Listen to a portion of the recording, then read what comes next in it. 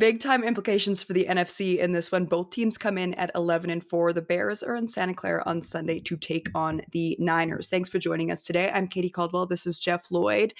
I'll be honest, Jeff, if you told me at the beginning of the season that we'd be sitting here previewing a Week 17 game between the Bears and Niners that has this big of implications for the top seed in the NFC, I would not have believed you, but here we are. Yeah, I think most would not have believed that, right? And it's certainly been, a different tale, I'd say, for San Francisco, and certainly a different tale for Chicago. Yes. Chicago was one where, hey, you really think, the moves, replacing the three guys on the interior of the offensive line, certainly bringing in Johnson as the head coach. Mm-hmm. First couple of weeks, you saw that there was the growing pains, so to speak. And then even for Caleb Williams on Saturday night, I mean, that was a really highly anticipated game. And it was not really Caleb Williams, Mona Lisa, so to speak. But, in games like this, tight games, it doesn't matter. Do you make the play when it needs to be Yep. made? And obviously, we all know the throw Caleb Williams made to ice that one. I mean, ball was probably traveled 58, 59 yards in the air. Just an incredible throw by him. And, certainly, you talk about number one seed, the Bears. I mean, the Bears to get this division title after the run they've been on, poor Yep. run, obviously, to turn around in year one with Ben Johnson, get this division title. The Niners, with the amount of star power and high paid players for them who are nothing but spectators on that defense right now. And you Mm-hmm. can kind of say something similar with the offense where, Brandon Ayuk, the only contributions he's given this team is, driving past the stadium at 100 miles an hour and, live streaming it, I guess, apparently, whatever And that was I don't about, think I that's a guess. freeway, is it? Yeah, and that's a good way. I mean, if you want to get out of town, that's probably a good way to do it, and is most Yep. likely is, for Brandon Ayuk. And then, you go into the Monday night game and, you were without Pearsall. And the Philip Rivers thing is a cool story, but I mean, you got to remember now we're getting guys in the league now who have never played. So it's like, well, oh, man, I'm getting one, I'm getting a shot to play against Philip Rivers. Yeah. I mean, like Brock Purdy was like, "Man, I'm going to show Philip Rivers exactly who I am," and went out and obviously had a monster night for himself, 5 touchdowns, pretty Yeah. close to flawless, and and McCaffrey's not really the runner. Christian McCaffrey has not really been, I would say, vintage Christian McCaffrey this year. So they've kind of had to lean on the passing game a little bit more. And of course, you can use McCaffrey, in that obviously part of the game as well, where he absolutely excels. Kittle, phenomenal night, another Pro Bowl nod for him. I think San Francisco is a team that is peaking at the right time. And, Mhm. we had mentioned Yep. in some of the recordings we just did previously, like, it's going to be really exciting, both the NFC and the AFC. A lot of new names, a lot of new Yeah. faces, and where the seating is. I mean, it's going to be a wild ride, and it could have a chance to be one of the better, overall playoff runs for the NFL in a long, long time. Yes and no with Christian McCaffrey. We've still seen a few of those vintage, like, CMC takeover games this season in both the pass and the run game. He's just such a fun player. One big one for the Niners, George Kittle did leave the game Monday night with an ankle injury. You and I have talked so many times about his importance to this offense, not just like when he's blocking, not just when he's catching passes. But we are recording this on Tuesday, so be sure to keep an eye on his status throughout the week. But he said after the game Monday that he doesn't think it's a high ankle sprain, which is good news. But how much does this affect this game if he is out, especially on a short week? Well, I mean, the play calling is different when George Kittle is out there. You just have the Everything looks utmost faith in completely him. different. But you just had the utmost faith in him. He is Yeah. a 6 offensive lineman, and what he gives you as a receiver kind of blows your mind when you bring into the fact that such a good blocker he is. Mhm. He's gonna be there one way or the other. And look, if he's limited, he's limited. And George Kittle will find a way to get to this party. He's not gonna get this close to it, and obviously, look to have to watch or spectate. Kill's just been a warrior in that regards, and I think he's just the face that a lot of these guys look to in like tough times. And when you see somebody like George Kittle, who just looks like an absolute animal, Yeah. who was ready to go. Everybody else is going to give max effort because George Kittle is going to give max effort, and you don't want to answer to George Kittle if you did not give max effort. That's right. So you definitely don't necessarily, where we're at now in regards to the game, certainly.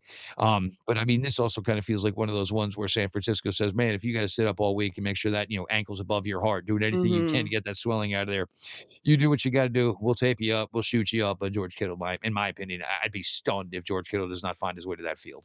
I would be too. We'll talk about this in our next video, but it kind of gives the Josh Allen foot injury right now, where like unless his foot has been taken off, I feel like he will be in that game. You brought up Philip Rivers in that Colts game. I do want to talk about how this Niners defense looked against Philip Rivers and the Colts. One thing that really stood out to me that I missed in today's NFL, his pre-snap adjustments were just a work of art. Did you have any concerns about the Niners defense watching this game? Because obviously Brock Purdy and that offense were a really big story, but I'll be honest, Uncle Phil looked a lot better than I expected against this Niners defense. There were so many aspects of it. First off, like, the home crowd, dead silent. And the way it was Yes. mic'd up, it was just like, so, like, you had no choice. I mean, and even at the point where the announcers were like, "Well, there's all right, everybody's just gonna watch this. There's not really much we have to say here." And that's But what I we wanted think to listen to was him Yep, was Philip mic'd up. yep. And I think one of the things that Robert Saleh did, which was really good, because you gotta keep in mind, with all the injuries, there's a lot of young talent on that field for San Francisco right now. Yes. Like, I think Robert Saleh said, "Don't listen to it. Do not what you go out in what we called, and we will run our defense according." Because you saw that they, whatever the Colts kinda did, and there was movement, obviously, and all this, and Robert Saleh, I think, just drilled into him, "Just stay with what we called." Because the Mhm. last thing I want is, my middle linebacker thinking that maybe he's got an adjustment, and now all of a sudden, now the secondary's gotta make an adjustment, which would have just obviously led to, a whole bunch where guys are on the wrong page. Philip, and, we had messaged about this a little bit last night, and it's Philip, and he doesn't look that much different. There was more velocity back in the day, but this has always been the thing. When Philip Yeah. Rivers is on a football field, he is the smartest person on the football field. And So we like, saw that. he is so far ahead of you. And to think that it has been what, 13 days that he was there. And Yeah. this is Robert Saleh. Obviously, that 49ers defense before he got the Jets job was fantastic. He's done an incredible job with that defense this year with a whole bunch of no names really performing on that defense. And it was just honestly just so fun to watch. And there's stuff that probably is absolutely legit. And then he's throwing out stuff that is just absolute straight BS, means nothing. We're not changing anything. What we called in the huddle is what we're running, but it's just enough to maybe make guys on defense go, "Oh, all right, well, what's that? Wait, did he just say 519 Roger? All right, what is 519?" Just Yeah. enough to play with your mind. So it was really, it was fun from that aspect. And certainly, when they took the ball to start, that was my first reaction, like, "Whoa, we're taking the Yeah. ball."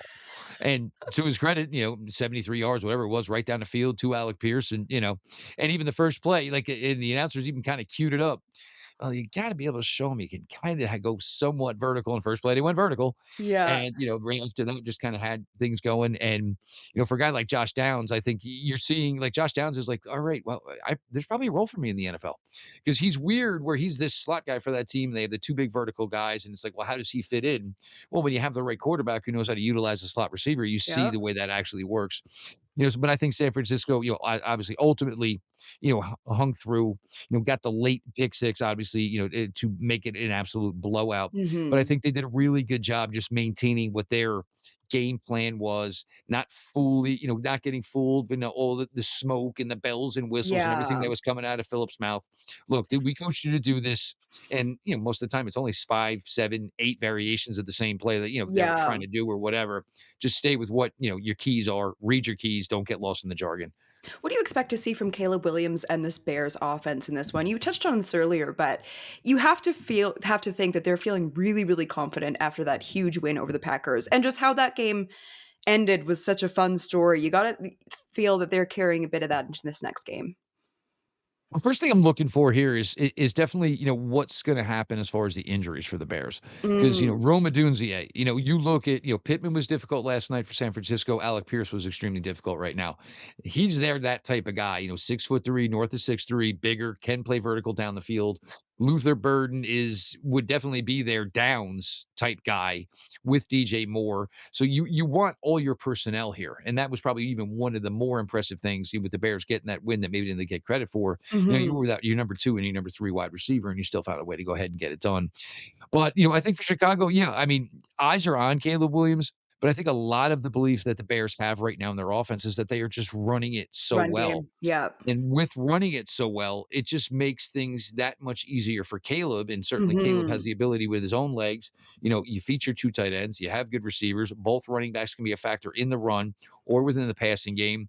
So you're just trying to, and I don't wanna say simplify, but, it's like, "Look, that's not worked all year. Why are we still working with it?" You know what I'm saying? Let's go with what we know works. I don't wanna, Mhm. "Okay, well, this has worked every week in practice." Yeah, well, every time we've called it in a game, it has not worked.